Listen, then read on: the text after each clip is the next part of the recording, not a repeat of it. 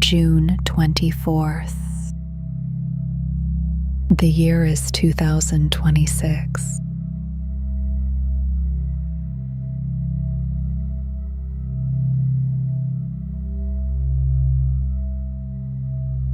The world is still.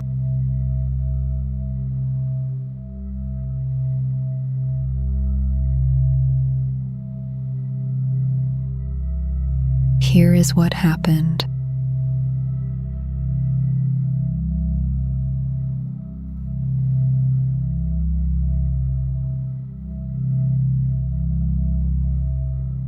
Iran and the United States are negotiating a nuclear agreement with a 60-day window to reach a deal.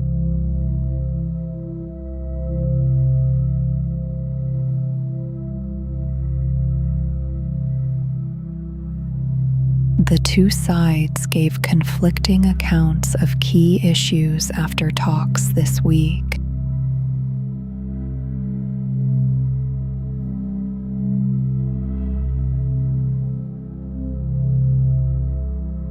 The United States Secretary of State said Iran would not be permitted to restrict shipping through the Strait of Hormuz under any final deal.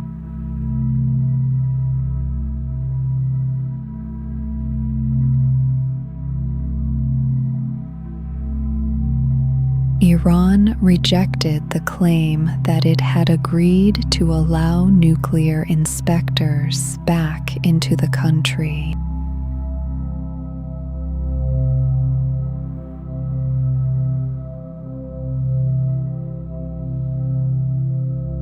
The President of the United States had said Tehran accepted the highest level of monitoring.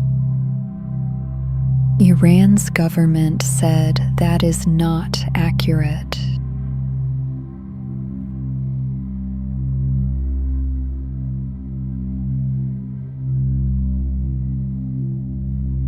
Gaps remain between the two sides, and negotiations are continuing.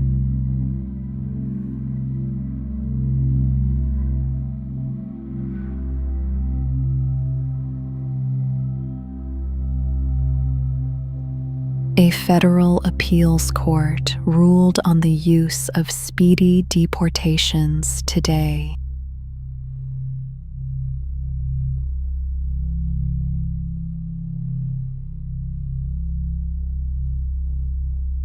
A divided panel of 3 judges overturned a lower court order that had blocked the policy.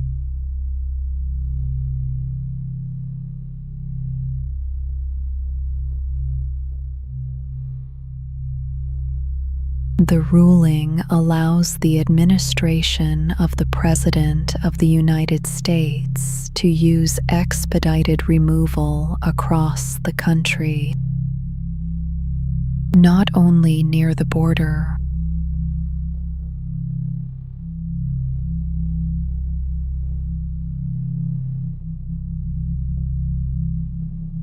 Expedited removal is deportation without a hearing before a judge.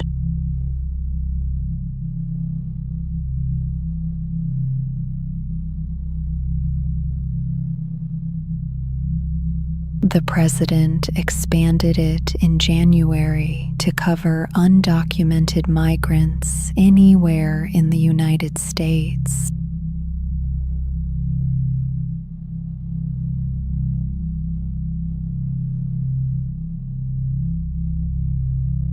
A lower court judge had blocked that expansion, saying the administration had not built in enough safeguards against error.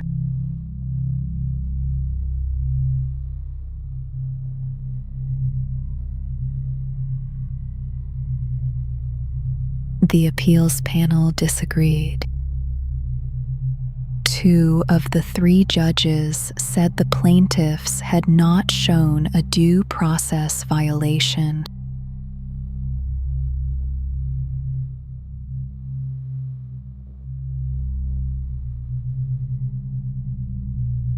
The panel's majority noted that migrants received notice of proceedings and a chance to respond.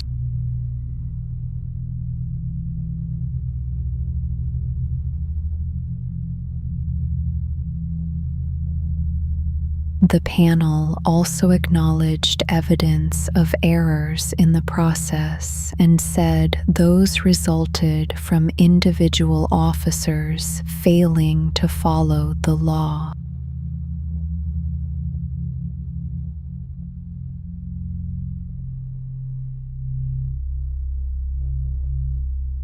The American Civil Liberties Union, which argued for the plaintiffs, said the ruling undermines the right to due process for people facing deportation.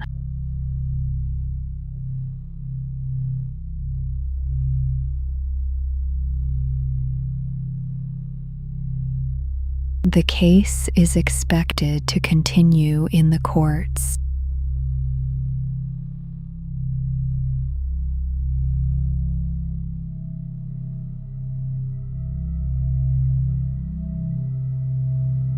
Primary elections were held across New York City last night.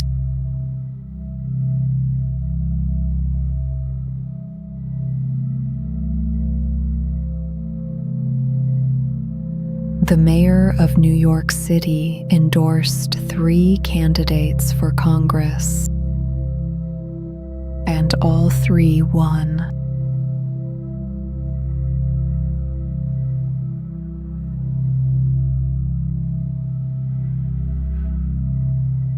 In New York's 13th District, a community organizer and Democratic Socialist defeated a 5-term incumbent who chaired the Congressional Hispanic Caucus.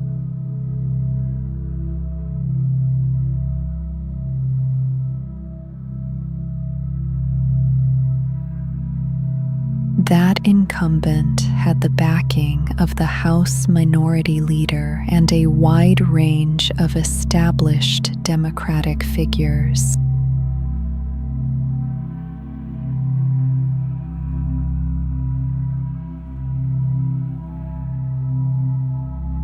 In the 10th District, a former city comptroller decisively defeated a 2-term incumbent, also backed by the minority leader.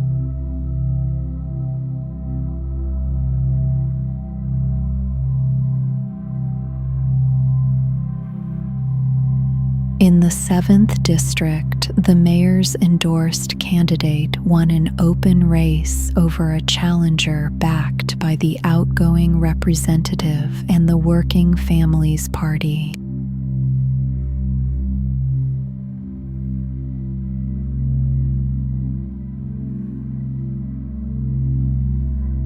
All 3 districts lean heavily Democratic, and the winners are expected to advance in the general election this fall.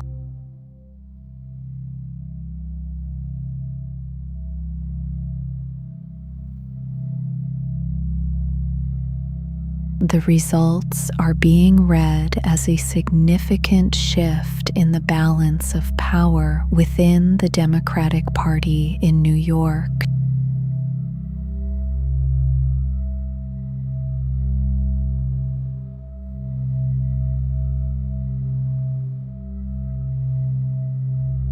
Crisis pregnancy centers across the country have been advertising that they can rule out ectopic pregnancy.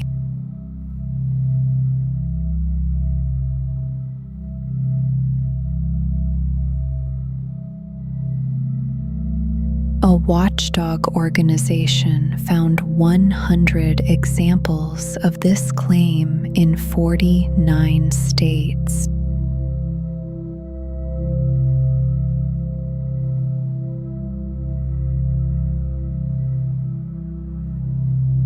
Ectopic pregnancy occurs when an embryo implants outside the uterus. If untreated, it can be life-threatening.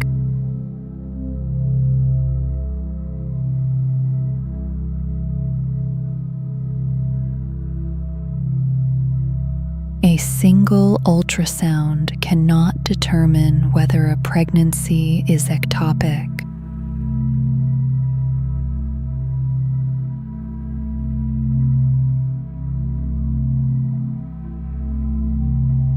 The watchdog group sent a letter to the Attorney General of New York requesting an investigation into centers there.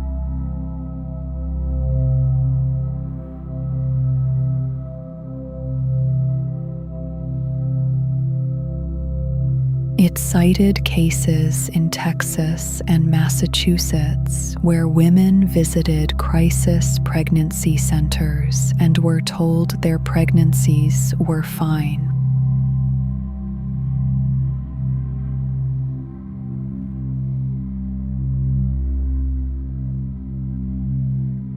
Those women later arrived at hospitals with ectopic pregnancies that had gone undiagnosed.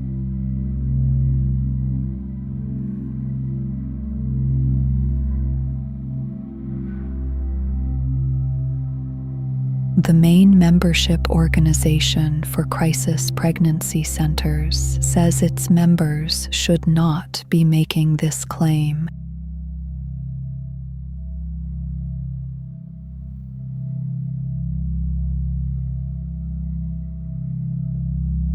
The watchdog group says it may send similar letters to attorneys general in other states.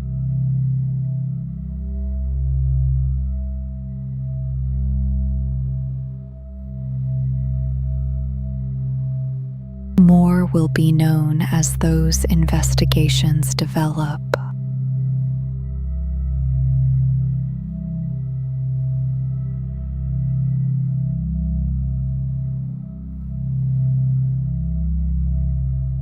An Ebola outbreak is spreading through Eastern Democratic Republic of Congo.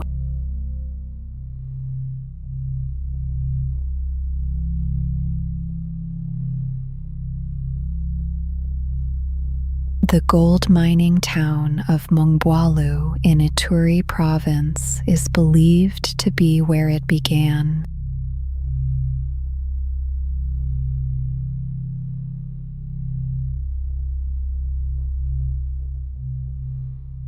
The town has about 130,000 people, most of them poor gold miners.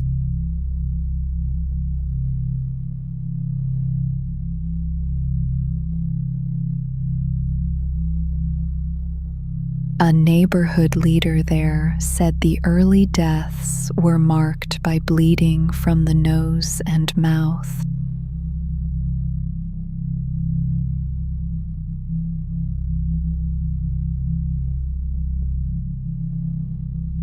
At first, residents did not know what was causing the deaths. Some blamed tuberculosis, others mercury poisoning, others a cursed coffin.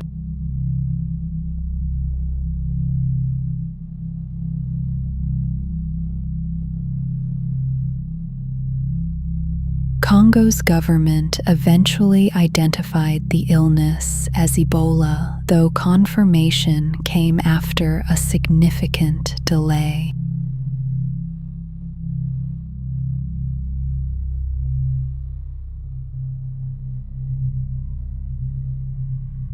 The first known suspected case was a nurse who fell ill in late April and died soon after.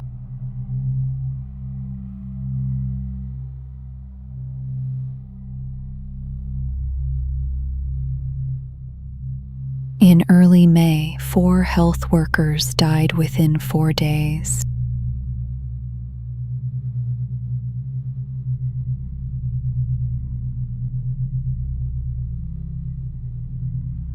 From Mongboalu, the outbreak spread across Ituri province, including to the regional capital, which has more than 1 million people.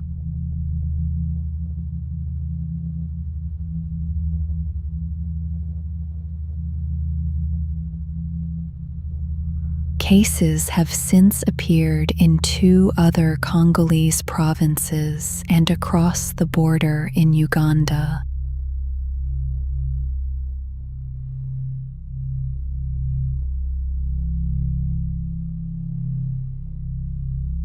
Frequent burials have become part of daily life in the affected areas as the virus continues to spread.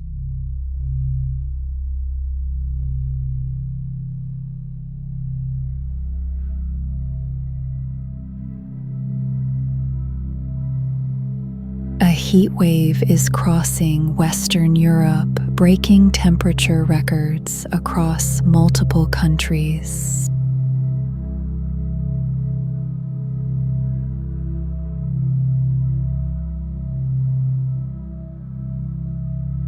In France, about 100,000 households lost power after high temperatures damaged electrical infrastructure.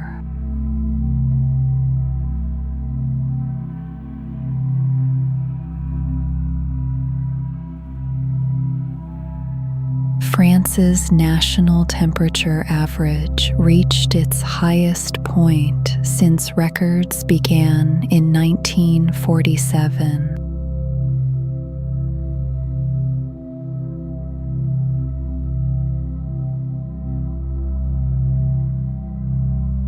More than 90% of the French population is now under an extreme heat warning, with temperatures expected to reach 41 degrees Celsius in some areas.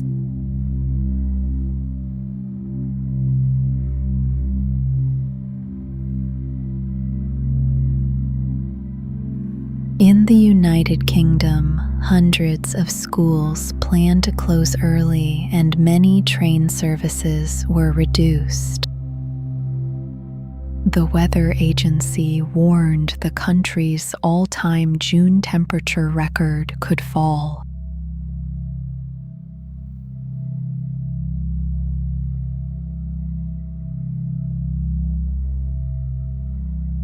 Italy declared red alerts in 16 cities, including Rome and Milan.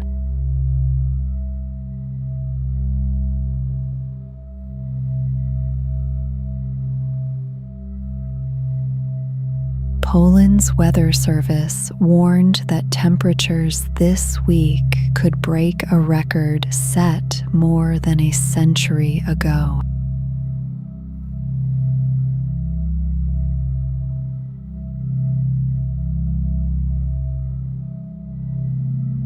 Hungary raised its heat alert to its maximum level, effective through the coming weekend.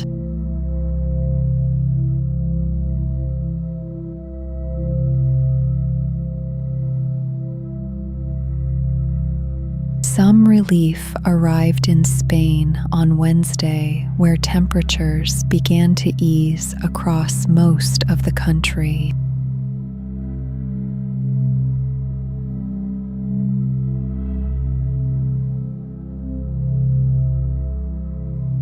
Across the rest of Western Europe, no significant cooling is expected before the end of the week at the earliest.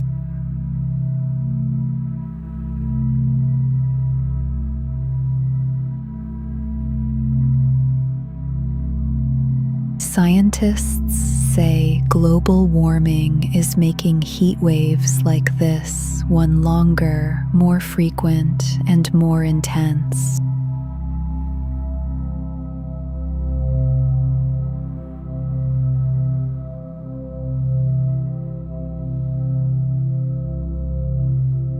Archaeologists uncovered a large Viking textile production site in Denmark.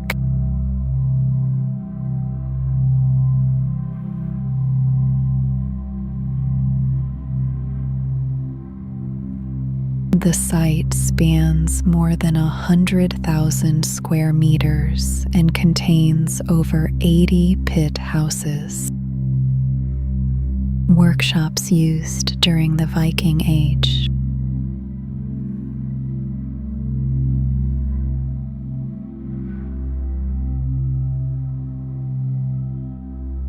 It is located near the city of Aarhus and dates to between roughly 600 and 950 AD.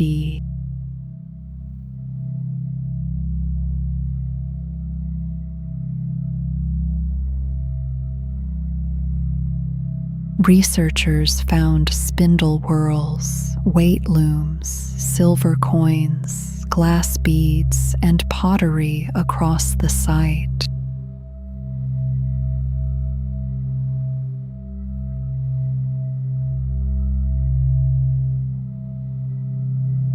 A separate residential area suggests the operation was overseen by a single powerful individual.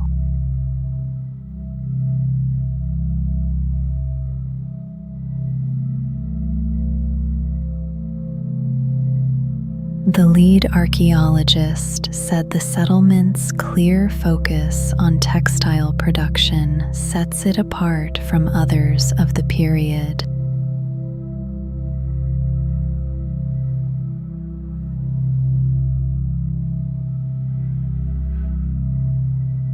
A nearby Viking site was discovered last year, and historians believe the two were likely part of a broader trade network.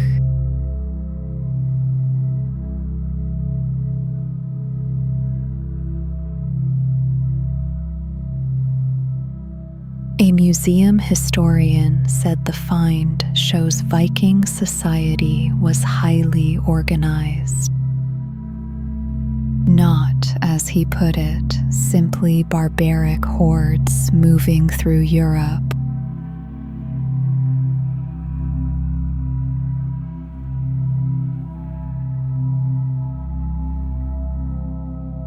Further carbon dating and pollen analysis are planned. More will be understood in the coming months.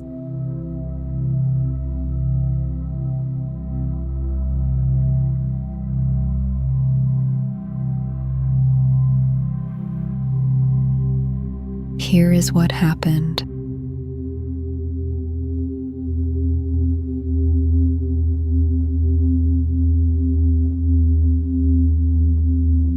The world is still.